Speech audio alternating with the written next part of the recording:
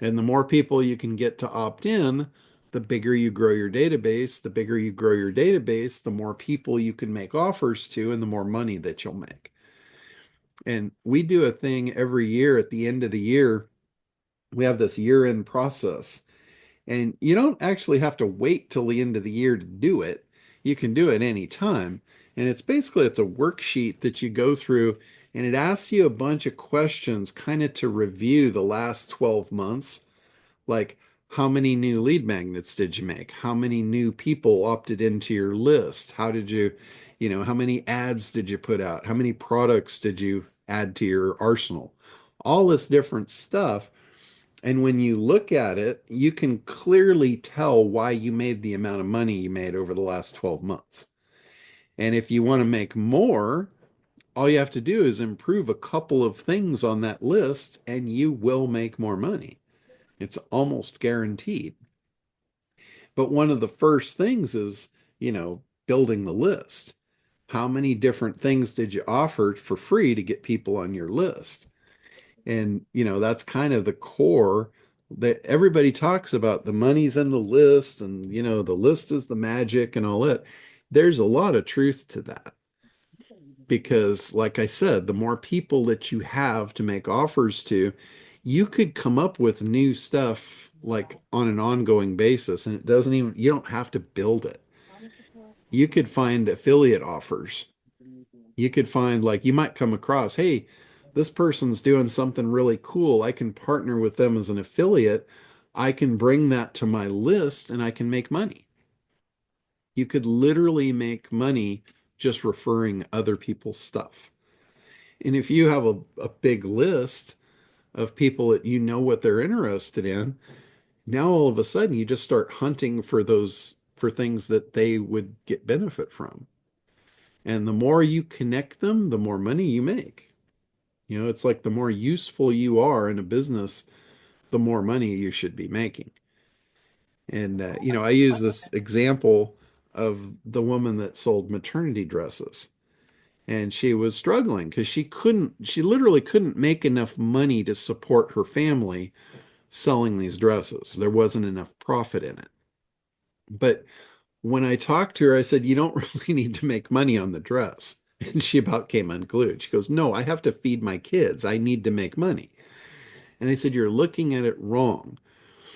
The dress is just a lead magnet to build your list to an 18-year funnel.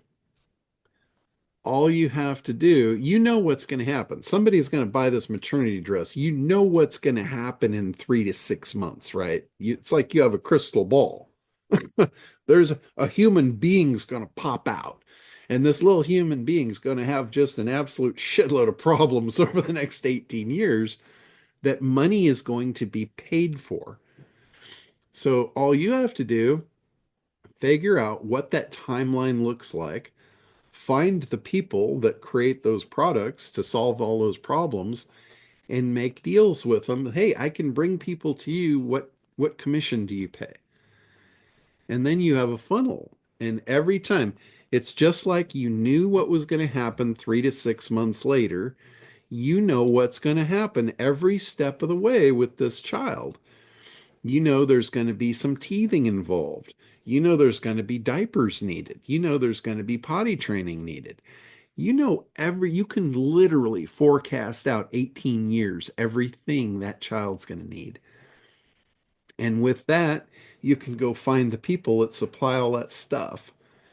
And you're just creating a automated email sequence that's 18 years long that introduces mom to the next solution to the problem she hasn't encountered yet.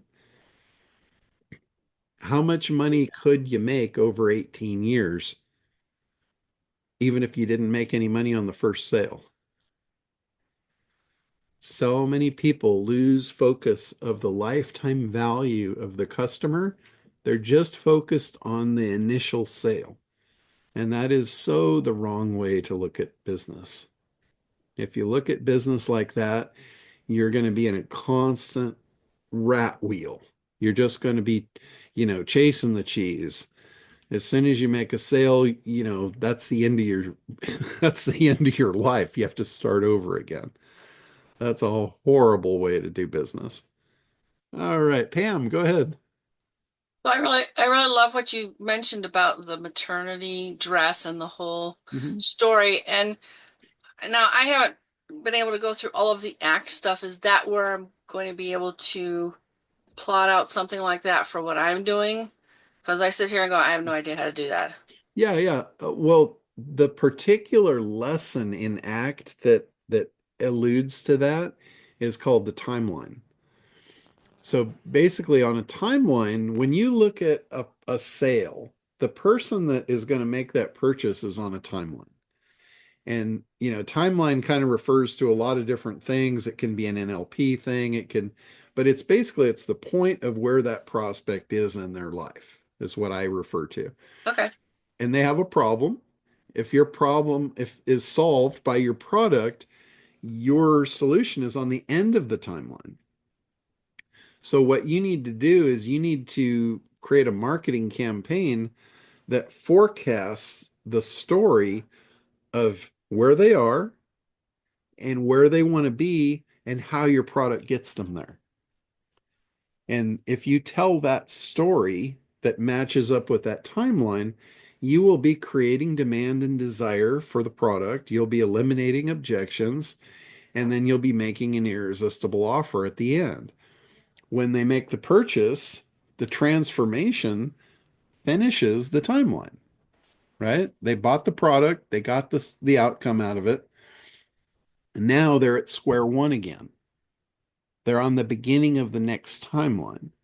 And this is with anything. Like if you think about this, this happens, you have multiple timelines going on every day. You wake up and you're hungry, right? That's the beginning of a timeline that needs to be solved. You're going to eat something. You're going to pay for food unless you're going out killing it. So that's a sale. And then at the end of the timeline, you're satisfied, right? Game over. That timeline's dead now. But guess what? It's going to start again. You're going to start getting hungry again for lunch. So these timelines, if you think about all of your customers are on timelines. Whatever your product is satisfies a timeline, ends the game, and the game starts over. All you need to do is figure out, okay, what's the next timeline? Once they've been satisfied for my product, what do they need next? And then if you want to create that, that's the perfect thing for you to create a new product. And then you can just keep money coming through the door to keep servicing that person for the rest of their life. As long as they live, you should be able to solve problems for them. And the better you get at forecasting the timelines, the more creative you can be at making more and more money from not doing any more sales. I mean, think about that. What would you rather do? Go make another sale or continue having money come through the door for every sale that you ever made in the past? B. Yeah, exactly. And people don't get that. They don't look at that. That is called lifetime value of a customer. I'm getting there. Even if you don't want to create the products, that person is still going to make purchases for the rest of their life. When they buy something from you, you have unlocked a level of trust in them. When they purchase something from you, they would rather, just like you don't want to go make another sale, that's hard work. For them, they don't want to go find another person to trust. Yeah. It's a two-way street. So when you've got that trust, you make damn sure you don't break it. Do not break the trust or you lose the lifetime value of the customer. They will never come back. It's 10 times harder to regain trust after it's broken. So you make sure you sell, you fulfill, you continue the trust, you protect the trust at all costs, and then you leverage the trust to make the next sale. And it's so easy. They say once somebody's purchased from you once, they'll purchase from you 10 times easier the second time, Right. even if it's not your product. Like the maternity dress gal, she didn't create anything other than maternity dresses. Mhm. She just went and found the vendors for all that stuff. And she just made sure that she would email the customer before the next problem happened. She would make them aware that it was coming. They trusted her. And they're like, oh, yeah, okay, well, that sounds logical, reasonable. I believe you. I trust you. And then she'll make the referral to here's the best solution for this problem when it arises. She just made it easy. That person doesn't have to go find somebody to trust. That relationship's already built. It just makes it easy for that prospect to solve all their problems. And there's huge value in that, as she found with all the money she made in the 18-year funnel. So it really doesn't matter what you do. It doesn't matter what you sell, whoever you sell it to, and unless well, there's an exception to this. If you're in the mortuary business, that timeline doesn't go on very long. Well, but the family will, Yeah, need stuff going forward for a while. yeah, Maybe not 18 years, but yeah. It's just that creative process of really thinking around this and coming up with lifetime value for every one of your customers. And it really doesn't. It doesn't matter. I can't think of any scenario where you're going to get a customer that customer is not going to buy something else after they're done with you. okay. Cool. It's a great way to increase your income. Like, this is what allows me to be so lazy. You know, it really is. This is what allows me to do that. It's just the creative thinking process. It's connecting the dots. I don't have to go build a bunch of new stuff. I don't have to go be an expert in any other industry. I just have to have a basic understanding of who's in my universe and what they need. And then I'm actively like looking every day. I'm actively walking through the world going, oh, I see something over here. This part of my group could really use that. I'll make the introduction. If it's right for them, I make a few bucks. And I absolutely love stuff that has recurring revenue models to it. Those are my favorite. Like, I just pitched Kartra to all of you.